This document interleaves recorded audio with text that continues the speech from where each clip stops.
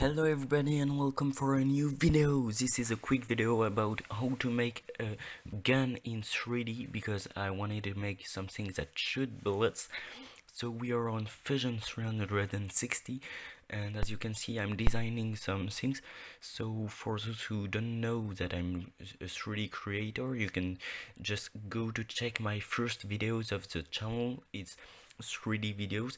This will be more quick and will be just about one subject. So this is a quick test about the trigger of the gun, because we need a trigger.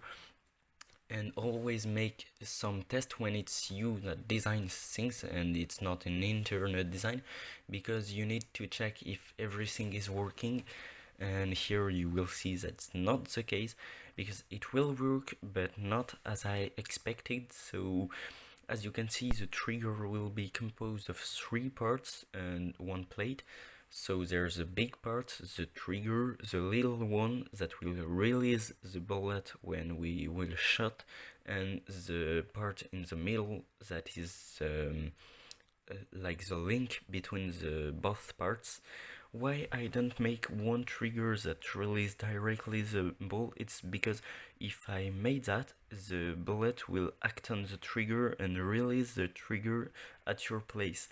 So you will not do anything and the trigger will release. So it's not that we want, and we need to make a join to just put this in another place. So as you can see, there's 4 pieces, 1 trigger, 1 plate, the releasing part and the join. So you just have to assemble it. It's really quick and fast. I will not put the things in the description, or you can ask me to make and I will let you try these files, but for now it's not really good working. I will put the final thing in the description, but the first ones will not be in the description. So as you can see, it's not really nice working, but it works. So thank you for watching and see you in the next test.